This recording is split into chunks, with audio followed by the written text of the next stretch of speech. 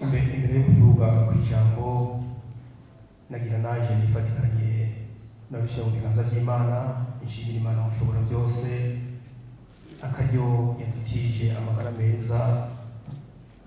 Uno munsi tukaba tufise imwe z'abazima na cyane cyane tuje kurabira hamwe ikiza caje kuduhungabanya.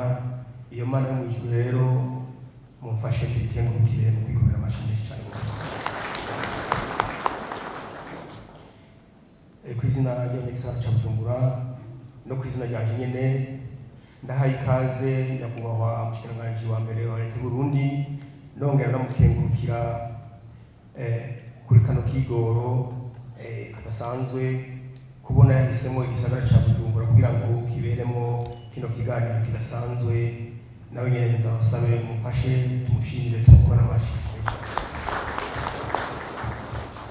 Ndahaye kandi ikaze mwebwe mwese batumire bahire mwitavye bino bikorwa, ndabifuriza mwese kuzakururanirwa umwanya wose muza kumara hano mu gisagara ca Bujumbura. Nyakubahwa umushikiranganji wa mbere, abanyakubahwa mwese batumire bahire, kuva ku igenekerezo rya 25 mu Kakaro uyu mwaka, ubushikiranganji bw'amagara y'abantu no kurwanya ikiza sida baramenyesheje ku mugaragaro ko ikiza giturutse ku bihara by'inkende cateye igihugu cacu. Ibiharuro bitangwa n'intara y'ubuvuzi mu gisagara ca Bujumbura uno munsi kitwereka yuko hamaze gufatwa abantu 200. Iyo ni statistique ya 31 mu Kakaro, ariko komine isinzikaye cyane rwose mu gisagara ca Bujumbura ikaba ari komine ya Ntahangwa, aho imaze yonyine gushikiriza abantu bagwaye 125. Ni komine kubera imvo zitandukanye, harimo na cyane cyane ikena ry'amazi n'ubwinshi bw'abantu baharangurira imirimo. Rero iyo komine irabangamiwe n'ico kiza, na nico bituma navuze ko ariyo ifata iya mbere. Ariko turashima akigoro k'abaganga cyane cyane bakorera mu gisagara ca Bujumbura mu ntara y'ubuvuzi, akaryo ataco badakora kugira ngo bitwarire cyane bose abantu abanyagisagara. Ariko no bamenyesha ko dufise umwizero na cyane cyane ko ata muntu arikana Imana. Inyuma yaho ubwo bushikiranganji bw'amagara y'abantu no kurwanya sida bumenyesheje ko ako karanda kihariye mu gisagara ca Bujumbura.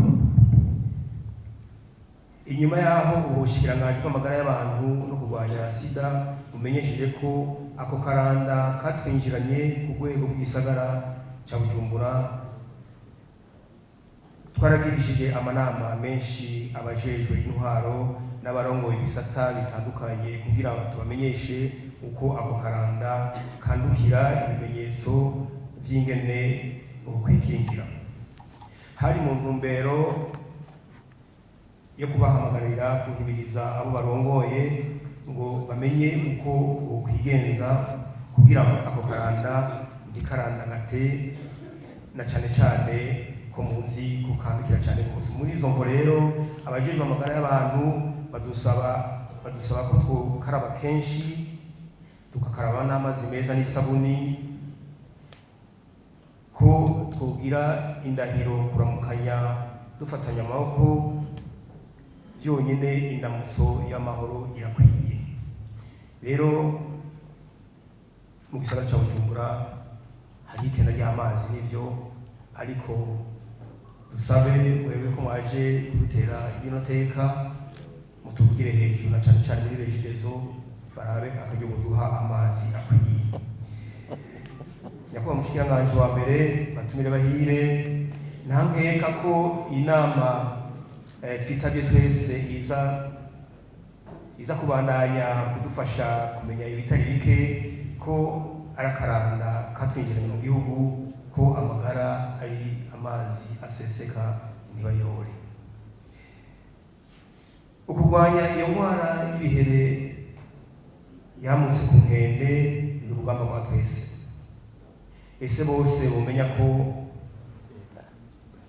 hakurindira kwivuza ukikingira imbere, kuko ukwikingira nivyo bitwara uburyo buke, na cyane ko muzi ko twigeze kurwara COVID-19, ariko twaragerageze gukaraba kenshi, gukurikiza ivyo abaganga badusavye, ariko mwarabonye ko byashobotse, n'ivyo navyo nyene nta nkeka bizoshoboka. Mu kurangiza rino jambo ry'ikaze nagira nkingurukire abateguye iki gikorwa kidasanzwe mu buzima bw'igihugu, nshimira bimwe bivuye ku mutima nyakubahwa umushikiranganji wa mbere we yemeye agaheba ibikorwa byose yari ategerezwa gukora uno munsi akaza kwifatikanya natwe muri kino gikorwa kidasanzwe. Ndangije ndabifuriza mwe mwese mwaje muri ino nama ukururanirwa n'amagara meza. Imana ibahezekere. Murakoze.